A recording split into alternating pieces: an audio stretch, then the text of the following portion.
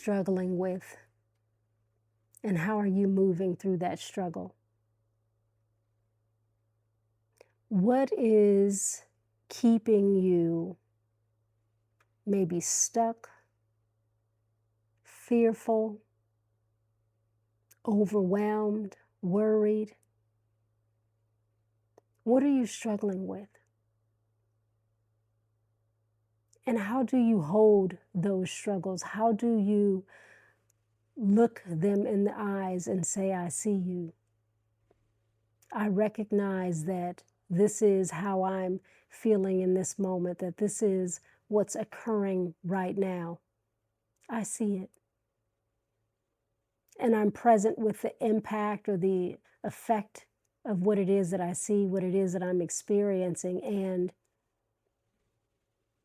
these things are not the skin of me. These things are not the blood that runs throughout my body, the air that I breathe. These are external matters that when I peel them back, they ebb and flow, they come and go. Nothing remains the same. Nothing lingers so long that it's long lasting, synonymous with always. So what are you struggling with? And how are you meeting yourself in those struggles? I want to encourage you today to meet those struggles with greater presence and less addition. And what I mean by addition is the mental attachment, the mental story, the mental fixation that we so easily add on to the struggle itself. Because if the matter is already bad, then the addition makes it that much worse, and then we suffer. So pause and give thought to your life right now and see if there's some area where you're struggling or where you're holding tightly to something that maybe isn't as you desire it to be. Maybe you're wanting a different outcome and you are not getting it. Then there's the mental fixation attached, that addition that leads to deeper angst, greater suffering, and a disconnection from the truth of who you are. How are you meeting your struggles? I'm inclined to say that most of us weren't taught really to have self-compassion, to extend ourselves some grace, to be able to hold the pains and the struggles and the angst without judgment, but to bear what we're going through witness. We're not taught that. I imagine some people are. And I'm inclined to believe that most aren't. I know I wasn't taught to meet myself, not just struggles, just myself, with compassion and presence. It's hard to teach that if we ourselves do not practice it. If we ourselves are reaching for an external fix or judging the situation and circumstance.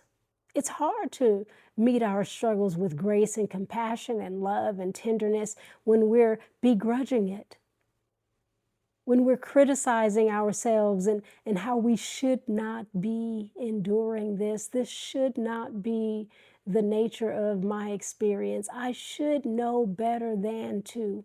I should have done a lot of judgment there. So much judgment there. And compassion does not exist. And I'm thinking about struggles because we live in a day and age where there's great suffering. There are many struggles, many hardships, many tragedies, many unfortunate realities and outcomes that it becomes easy for us to hop on the emotional bandwagon of that and spin ourselves out of control. We spin ourselves out so far that we become disoriented in our own lives. And that spin out doesn't spin in the company of compassion or wisdom, knowledge, and understanding or peace. The spin out becomes a realm of chaos and confusion. It lacks clarity. And then we wake up in our lives and we realize we're holding even more. Not only am I in my own struggle, but I'm now carrying the weight of all of the other struggles that I have seen, that I witness others going through. And we become a world of people weighted down by it all. And so then how do we move through that?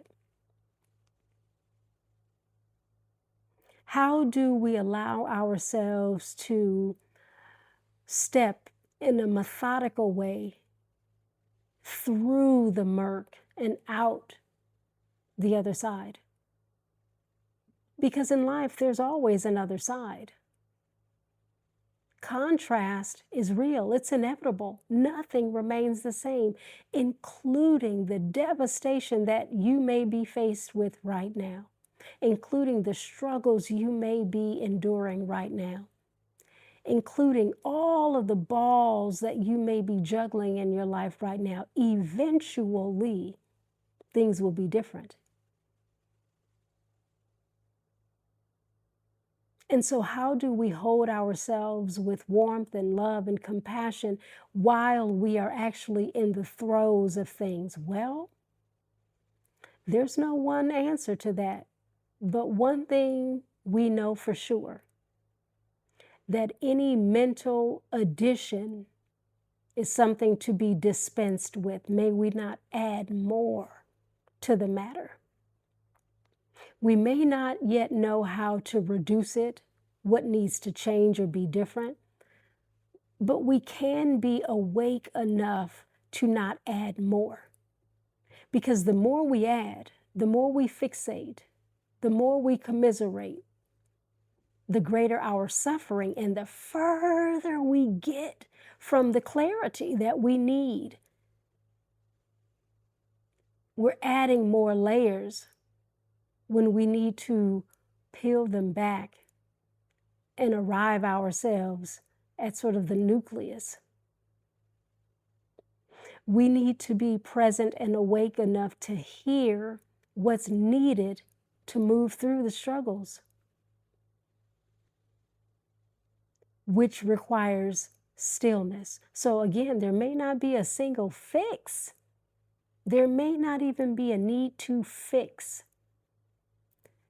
But there is a need to slow ourselves down enough, to pause long enough, to sit in the quiet long enough, to begin to hear from a clear place, rather than the distortion of the mental additions that lead to greater suffering. How are we meeting the struggles of our lives? The pains that we may be going through.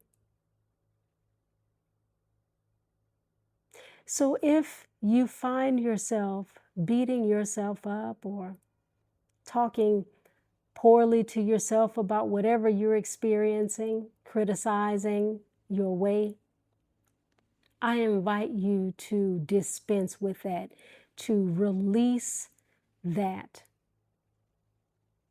and replace all of the weight of that judgment with a hug, if you will, a verbal hug, some compassion, some love.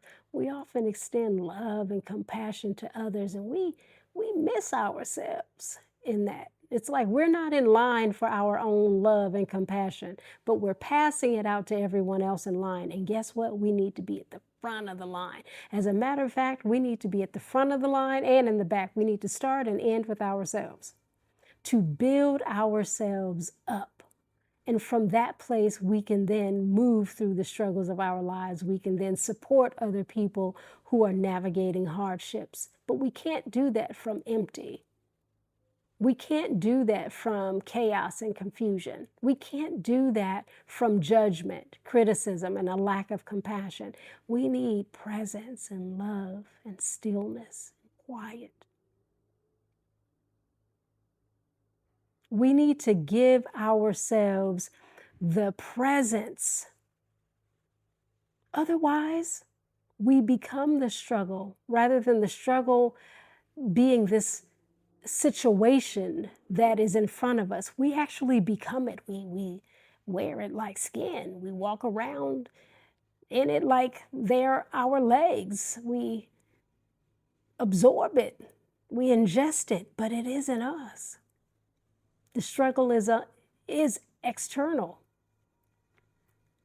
The struggle is something that is not the core of who you are or who I am.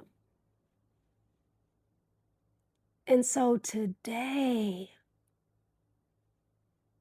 may we just breathe a little more deeply and find our footing in a way where we feel more grounded and standing more upright enough to say, yes, there are some things happening in my life, and I am not those things. And eventually, the things that are happening in my life will not be happening. And even though I don't know what to do yet, what I'm not going to do is add suffering to the pain. I'm going to wake up and look myself in the mirror and say, I love you. You've got this. This is not the end. This is a moment. I'm going to be awake to hear from within the next steps. I am going to open myself to receive right guidance. Because not only are there struggles in life, but there's magic in life. And I'm allowing myself to access the magic.